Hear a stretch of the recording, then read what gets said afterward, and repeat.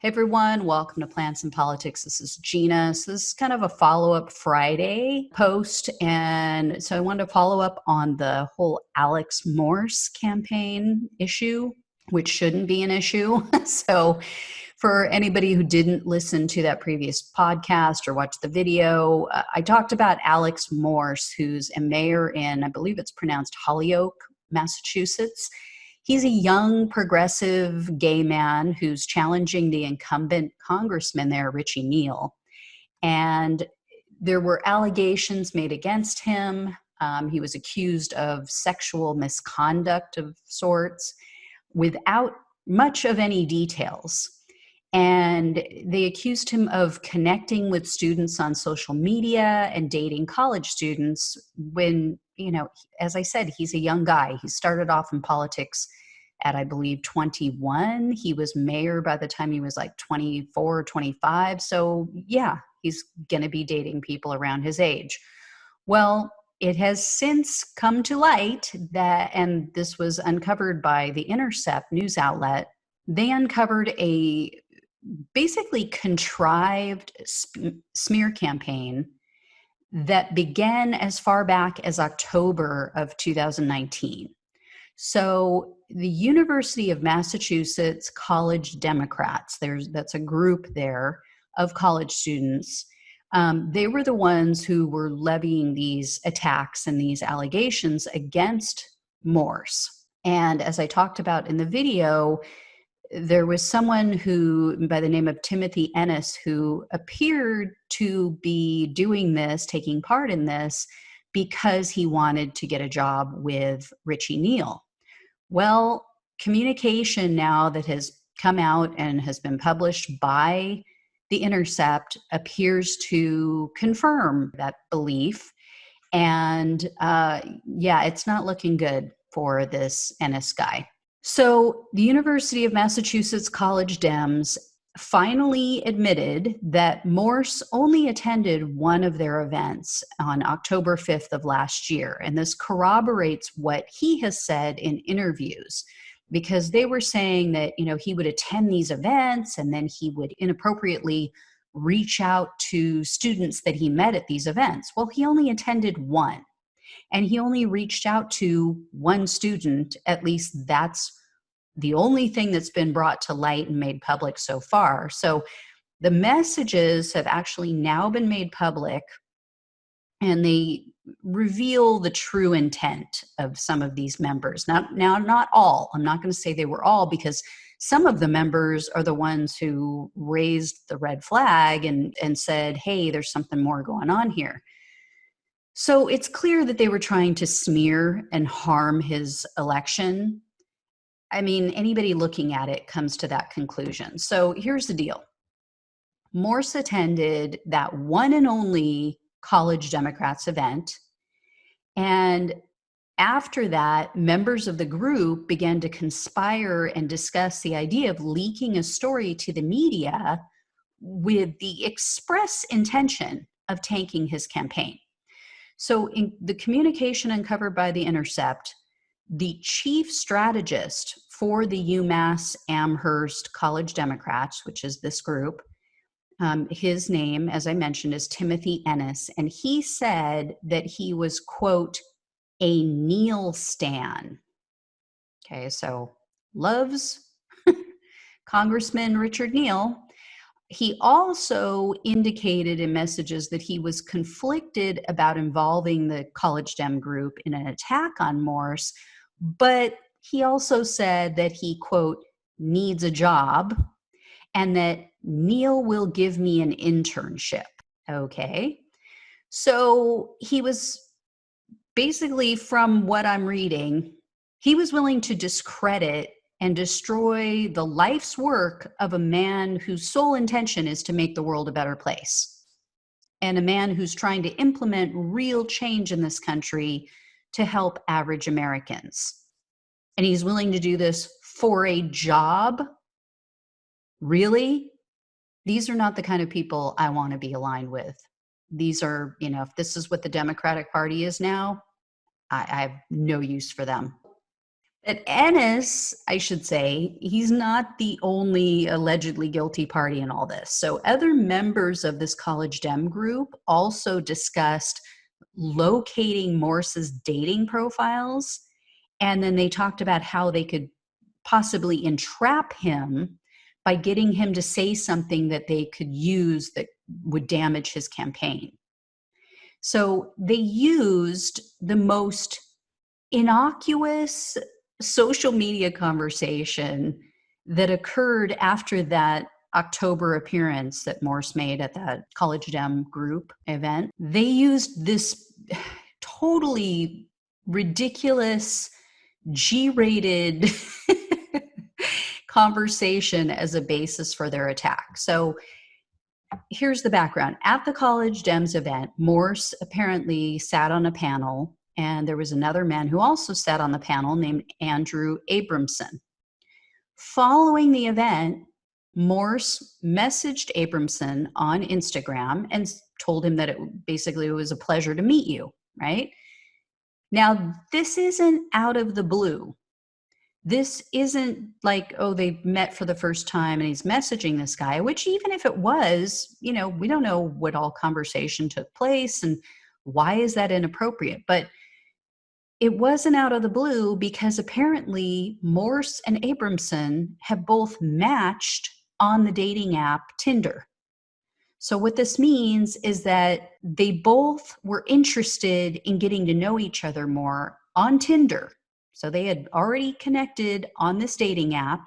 So there are actual screenshots of this conversation that took place on Instagram following their meeting at the Dem event. Now, I'm going to insert this into the video. So for anyone listening on the podcast, if you want to see the actual screenshots, go visit Plants and Politics on my YouTube channel. And for anybody just listening that wants to hear it, I'm going to read the whole conversation to you. But here's the thing. Okay, this whole conversation was pointed to as evidence of his inappropriate behavior. And in fact, the messages that were shared with The Intercept also show comments made by Abramson before and after the screenshots of his conversation with Morse. And what's going to be clear to you is he's trying so hard to make something out of nothing. Either that or Abramson he has a really high opinion of himself and he just assumes that every other gay man wants him. I don't know, one or the other. So here's what it says for anyone who's just listening. So Abramson tells Ennis, which is the person to whom he sent these screenshots, quote, "Not overt, but it's clear he's not talking to me for no reason." Well, yeah, I mean, you guys connected on Tinder, so he was obviously interested in something, but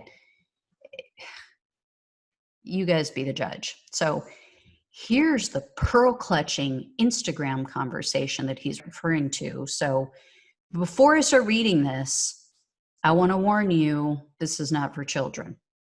Okay, you may want to ask them to leave the room or put some earmuffs on. All right, you guys ready? Here it goes. Abramson. "Thank you. Good to see you too." Smiley face emoji. Morse. "How's the rest of your weekend?" Abramson. "Pretty good. I went home last night to surprise my mom for her birthday." HBU, question mark, which means for anybody that doesn't know or can't figure it out, how about you? Morse. "Aw, that's nice. How was that? I had an event to go to last night to speak, then had a wine tasting party at a friend's house. Now I'm in North Adams about to march in a parade." That's it. For anybody listening, that's it. I know. So hot, so sexy, right? I mean, this kind of X-rated talk should not be allowed on Instagram. But wait, there's more. In the words of my cousin Vinny, no, wait, there's more. So after the screenshots of this porn fantasy sexting Abramson tells Ennis, quote, like, read this message. Also, don't mind me totally leading him on. Okay, am I missing something? I mean, I know I've been out of the dating scene for a long time, and obviously I'm not a gay man, but I'm not seeing it. I'm not seeing any of this. I don't know. Maybe I'm just dense. Okay, so in any case, apparently Timothy Ennis thought that this was so damning that, he commented back to Abramson saying, this will sink his campaign. What? Seriously? So Ennis and Abramson reportedly continued with this messaging back and forth for several weeks. They tried to make, something out of this nothing burger of an event. And Ennis at one point posited the idea of leaking the information by including it in a paper in Richie Neal's class. Now, if you didn't listen to the previous podcast or watch the video, Ennis was a student in a class that was being taught by Richie Neal at that time. So Richard Neal used to be an educator at this college as well. So Ennis also talked about leaking the information to Politico news outlet, and he did actually reach out to a reporter at the outlet to pitch the story, but Politico initially declined. And then later on, after the story was run in the college newspaper, Politico did pick up the story and run with it. Now, Congressman Neal has officially denied that his campaign coordinated or collaborated in any way with this college Dem group or with Ennis in particular. And the college Dems group, after people started reaching out to them and questioning all of this BS, they put a tweet on Twitter saying, quote, to suggest that our decision to send the letter to Mayor Morse was a quid pro quo with Rep. Neal, his campaign, or anyone else is untrue, disingenuous, and harmful. So here's the thing. I don't know if Neal was involved or if he even knew about it. And nobody's saying it was a blatant quid pro quo. But this kid was clearly concerned about currying favor with Neal. And what's clear, too, is that the neoliberal-leaning Dems are getting worried. They've seen progressive wins. They've seen Jamal Bowman, Cori Bush, Richie Torres, and others, right? They've seen all these people across America, new progressives, picking up seats and picking off incumbent Democrats who are beholden to their big money donors. They've seen how the squad just annihilated their establishment Democrat challengers. They're worried. They're worried about losing their seats. They're worried about losing their big money donors and that steady stream of corporate cash. That is obvious. But rather than recognizing that there is a thirst and a hunger for populist candidates and programs that actually help average Americans, no, they'd prefer to resort to smear tactics and deceitful practices to maintain the status quo. They're not going to give the American people what they want and need. They just want to maintain the status quo and keep their big money donors happy. This whole thing is just gross. This whole thing just typifies the Democratic Party as it stands right now, the establishment wing of the Democratic Party. They've used stereotypical and anti-gay tropes to try and paint Morse as a predator or a child molester when he literally has done nothing wrong. There's no evidence that's been provided that proves otherwise. Nobody he dated was underage. They were all close to his age, as a matter of fact. He didn't date any of his own students. None of the messages that they've put forth show anything inappropriate or untoward or give any reason to make anyone uncomfortable. The only thing he did was act like a typical young gay man who's interested in having a social life, someone who's interested in meeting men with whom he might find a connection. Oh, how horrible. So these Neal-loving college Democrats are more interested in furthering their careers than in holding someone like Neal accountable. And just to give you an idea of who Neal is, so Neal was one of the only, he may have been the only, I have to go back and look at that, but he may have been the only Democrat to vote against a bill in the House that would have made surprise medical billing illegal. So what does that mean? So surprise medical billing is, let's say you have an emergency. You're walking along, all of a sudden you pass out, people come, they, scramble, call 911. You get taken to the hospital in an ambulance. You're out. You have no idea who's treating you. You have doctors, you may have medications they give you, different treatments, they're trying to revive you. You could be in the hospital for weeks, months, and you have no idea what's going on. Now, all of a sudden, even though you have insurance, the doctors that treated you, the ambulance that showed up, anesthesiologists, surgeons, whoever, medications, whatever, the hospital that you were lying in unconscious could be out of network for your insurance company. They are not contracted with your particular insurance company. So you get these massive bills because contracted rates are lower, right? If you stay in network with your doctor, with your hospital, with whoever you're treated with, it's cheaper. That's why you typically want to go to someone that your insurance company is contracted with. You want to be treated at a hospital or an urgent care, or whatever the case may be, by a medical practitioner or a facility that's contracted with your insurance company. If you're out, if you have no control over where you go, who's treating you, what you're given, all of this may fall outside of the contract. So you end up with these horrific, unbelievable bills. Okay, so you could end up with a bill of tens or hundreds of thousands of dollars. So this bill would have made it illegal for these facilities and doctors and whomever to bill you these outrageous amounts of money when you had no control over what happened to you in that moment. You had no choice. He voted against that.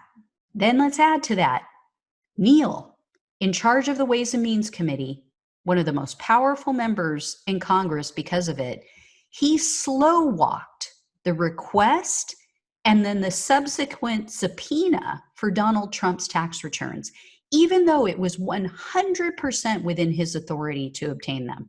And of course, we wanted to obtain them to determine what, if anything, Trump has been hiding in his financial records. He's one of the only presidents and presidential nominees to refuse to allow the public release of his tax returns. He's been fighting tooth and nail all the way to the Supreme Court to keep his financial information hidden. Clearly, there's something in there he doesn't want people to know. So why did Richard Neal do this? He wanted to appease another big dollar donor. He was pushing a bill that would basically allow for high cost annuities to be a featured item in 401k plans. And this was going to keep his investment donors really happy. And he wanted Trump to sign that bill. So he waited until Trump signed that bill to go ahead and send in the request for Trump's tax returns. So what that did was it put it off long enough that now there's no way that we're going to get to see Trump's financial information until after the election. I mean, that stuff should have been requested on day one. It's been almost 4 freaking years that Trump has been in office, and we are now just moving through the process. That's who Richard Neal is. This is who they're standing for and protecting. I mean, you seriously just have to wonder what they're teaching these kids at that college. And again, it's not all of them, but there are some that it's like, what are you thinking? Do you even know? Do you research these candidates, or is it all about a job? Is it all about you, or do you actually give a shit about maintaining the integrity of the party, attracting young voters who are going to make or break the party in the next election? Not this year, but I mean 2024. So that's that, guys. It was pretty obvious that, this was a whole big nothing burger. The sad thing is, though, this really pisses me off. There were some progressive groups that essentially turned their back on Alex Morse after this started coming out with no evidence, with no basis for it. They just picked it up. They caved to, I don't even know what wing of the party. Because on one hand, you've got people saying, well, this is just liberals caving to the Me Too movement. No, that clearly isn't what it is, because when it came to Joe Biden and his Me Too allegations, the allegations made against him by Tara Reade, liberals completely turned their back on Tara Reade. They didn't want to hear anything about her being a victim. So this is clearly just about getting what you want. This is clearly just about politics. This is clearly just about political theater. It's clearly about personality contests and people not paying attention. There are a lot of Democrats out there, I hate to say it, who just don't pay attention. If someone gets on TV and they say all the right things and they smile big enough and they put on this whole act of, and they're anti-Trump, that's good enough for them. Anyway, guys, as always, like, share, subscribe, all that good stuff. Take care, and I'll get back with you. Thanks for listening to Plants and Politics. The only way we can take our country and power back is to spread the truth and build an army. So remember to like, follow, subscribe, and share on Facebook, YouTube, and wherever you listen to your podcasts. Thanks again.